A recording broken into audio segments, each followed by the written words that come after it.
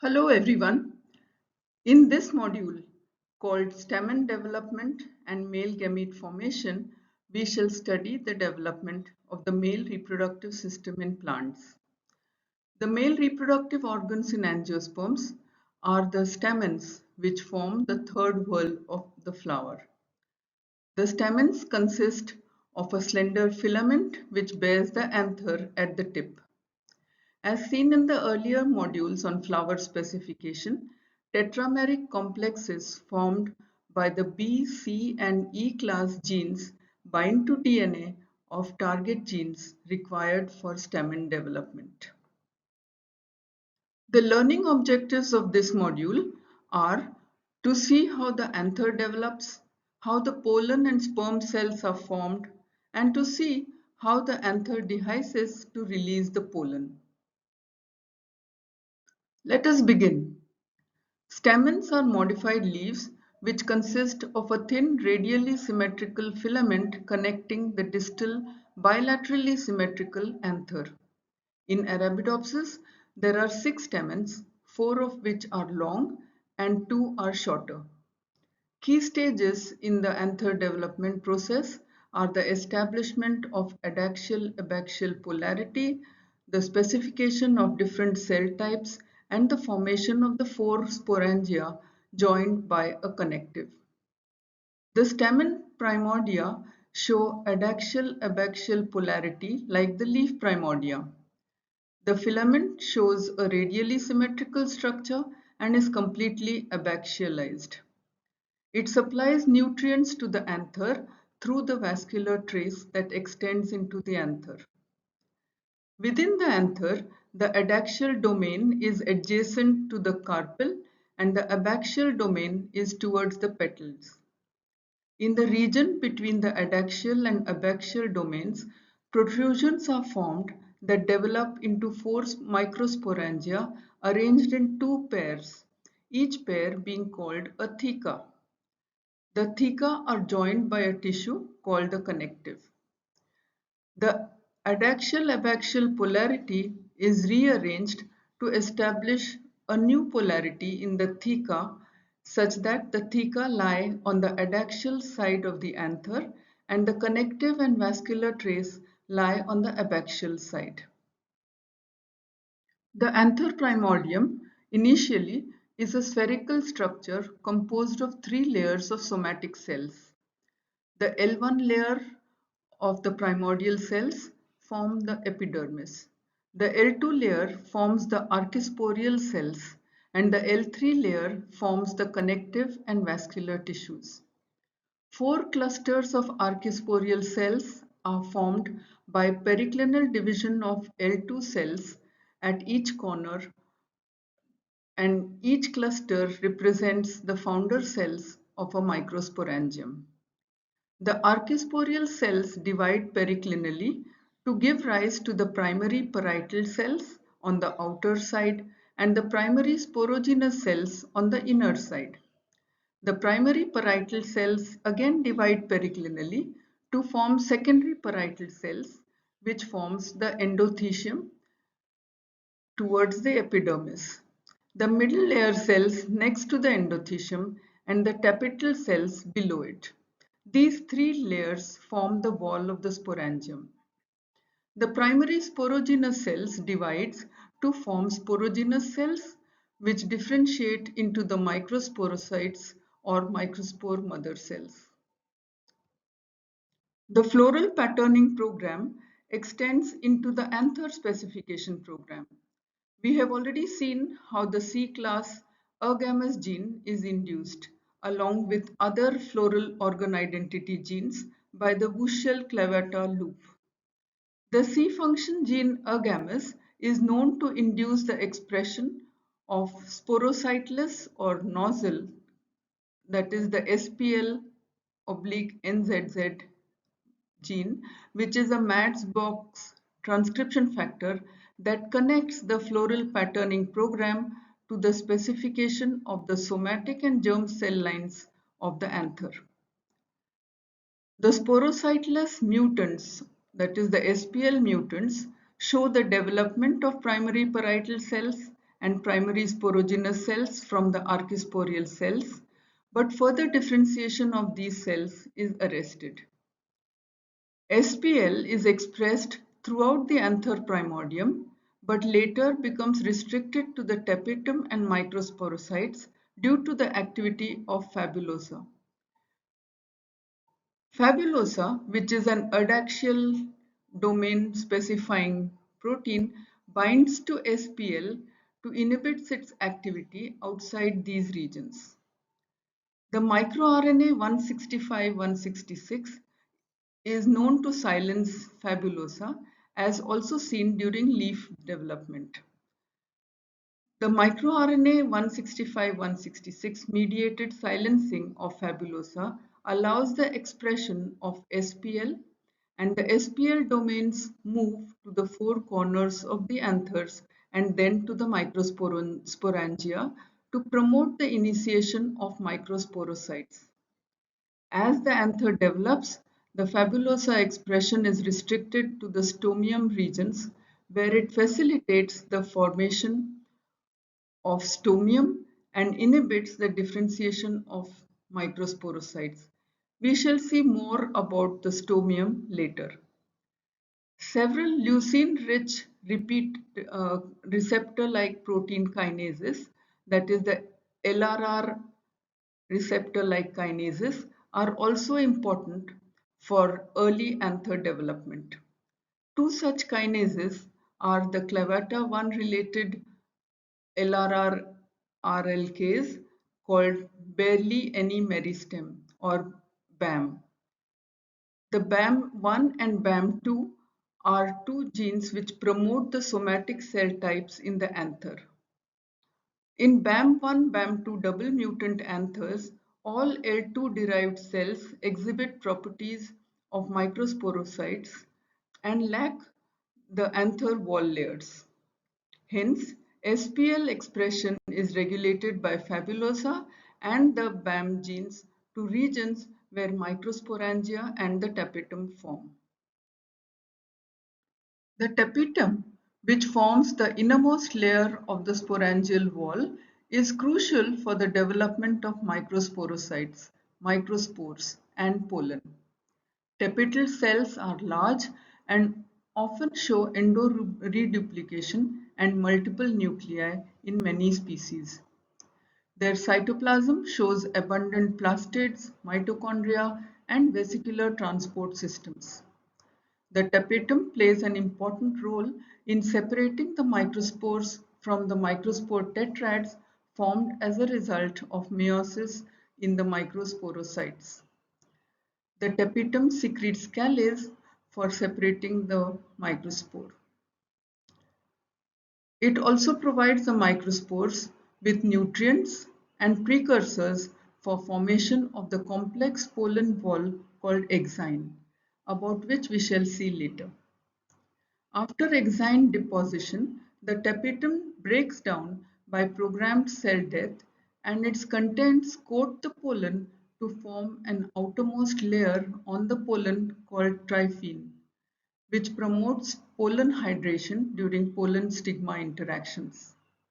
Dysfunction of the tapetum leads to male sterility due to defective pollen development. Let us see how tapetum development is regulated. The SPL protein regulates the expression of several genes, some of which play a role in the early stages of tapetum formation. Excess male sporocytes or EMS1 encodes a protein kinase which, along with its co-regulator somatic embryogenesis receptor-like kinase or SERK1, are two such protein kinases which are regulated by SPL. These kinases phosphorylate the protein ligand tapetum determinant or TPD1 to specify the tapetal cell fate. Mutants of these genes do not form the tapetal layer and instead produce excess microspore mother cells or microsporocytes. Both EMS1 and TPD1 are expressed in sporogenous cells and tapetum precursors. After the specification of tapetum layer, other genes such as dysfunctional tapetum 1 or DYT1 play a role in tapetal differentiation and early functioning. DYT1 encodes a basic helix loop helix transcription factor and plays a role in tapetum specific gene expression. The DYT1 mutants show abnormalities in tapetum and microsporocytes which lead to their collapse. DYT1 induces the expression of several genes involved in microspore development. The primary sporogenous cells develop into microsporocytes. Cytoplasmic connections provide cytoplasmic continuity in all the microsporophytes within the sporangium to form what is called as a meiocytic syncytium. The formation of the syncytium is important for the synchronous development of all the microspores. The microsporocytes undergo meiosis to form tetrads of haploid microspores enveloped by callus that is deposited outside the plasma membrane by the developing microspores. The tetrads separate to form individual microspores by the callase activity of the tapetum. Individual microspores are released into the anther locule for further maturation, during which they show the presence of a large vacuole. The microspores develop into pollen, which have a complex wall called exine made up of fatty acids and phenolics, which condense to form an inert substance called sporopollenin. Within the exine is the inner wall called intine, which is made up of pectin and cellulose. The wall precursors are secreted by the tapetum.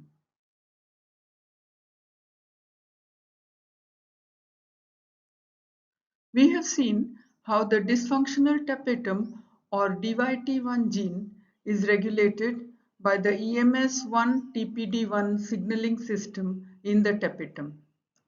Now, the DYT1 gene in turn regulates several downstream genes which include a basic helix loop helix type of transcription factor called aborted microspores or AMS and a PHD finger domain transcriptional regulator called male sterile 1, both of which play a role in the regulation of tapetum as well as microspore development.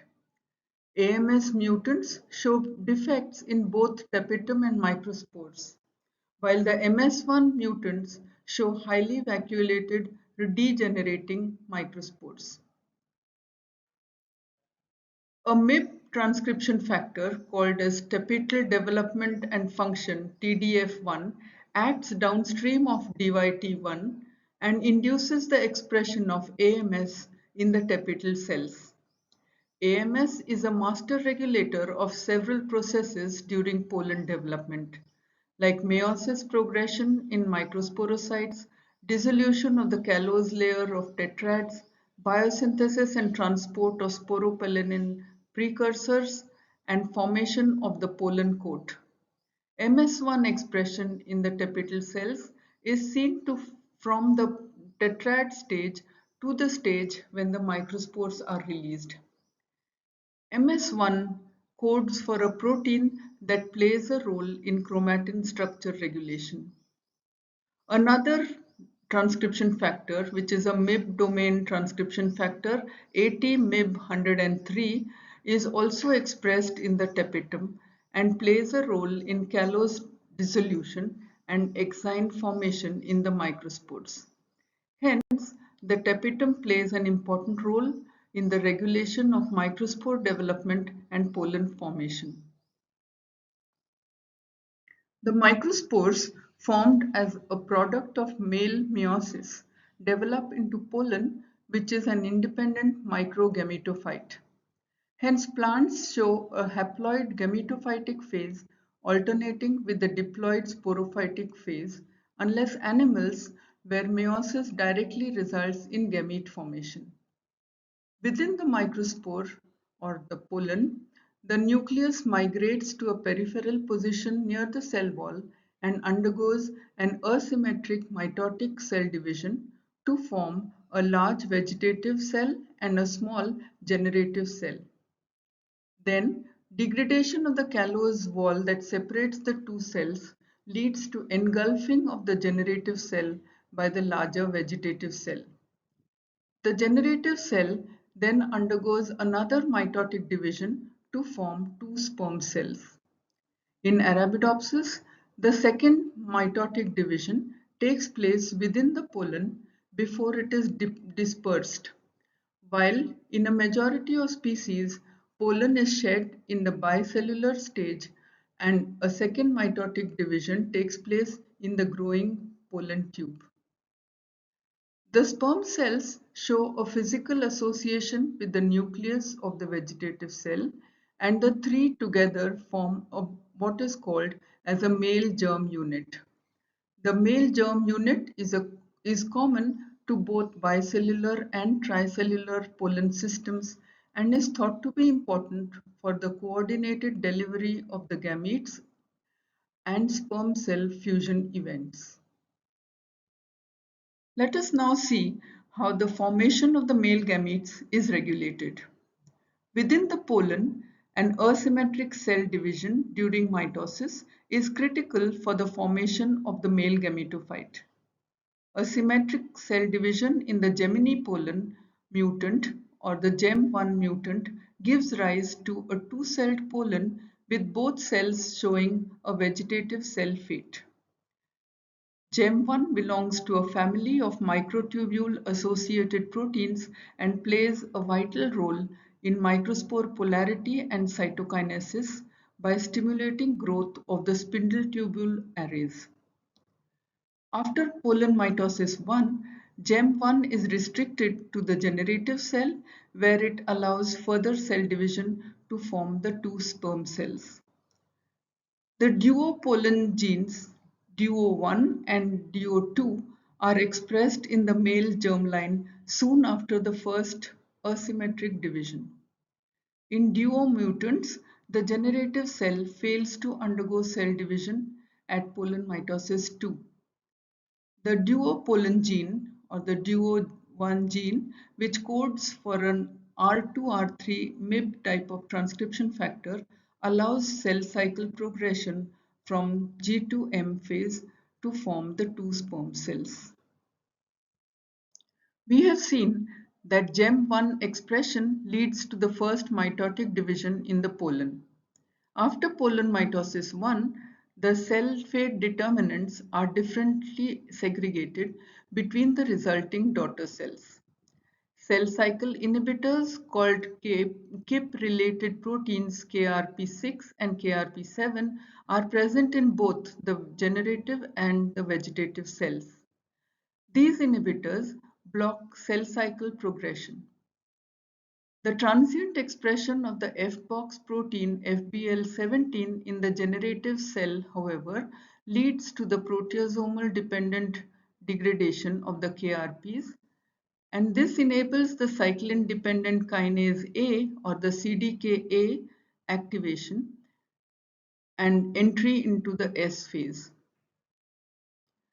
FBL17 is not expressed in the vegetative cell, and so CDKA activity continues to be inhibited by high levels of KRP6 and KRP7 expression, preventing entry into the cell cycle. Once S phase has been completed, the DUO1 dependent activation of G2M phase regulators promotes the generative cell to enter mitosis to form the two sperm cells. The sperm cells are arrested prior to DNA replication at maturity and initiate their DNA replication only during fertilization. The generative cells and sperm cells do not show much transcriptional activity, but these cells show the presence of stored mRNAs which are not translated until they are delivered to the central cell or the egg cell. Most of these pollen mRNAs are translated only a few days after fertilization. After pollen formation, the filaments begin to elongate rapidly, the flower opens and the anthers dehisce to release the pollen. Dehiscence of anthers is preceded by the thickening and expansion of the endothecium. The endothelial walls are lignified and show a striated patterns similar to those in tracheary elements. The cells in the middle layer, stomium region, septum and endothecium then show cell death. Degeneration of the septum generates a bilocular anther which is followed by stomium cell breakage. The stomium splits due to pressure exerted by the swollen pollen and the force induced by the bending of the anther locules. The final stage of anthesis involves the dehydration of the endothecium and epidermal cells, which cause the locule to bend outwards and leads to widening of the locules and dispersal of pollen. Hence, the first step in the process leading to anther dehiscence is the expansion of the endothecium and lignification of its walls. Lignin polymerization in the secondary walls of endothelial cells is catalyzed by peroxidases using hydrogen peroxide as a substrate to generate free radicals of monolignol. These undergo non-enzymatic coupling to form lignin. The anther dehiscence repressor gene or the ADR gene is highly expressed in anthers during early anther development.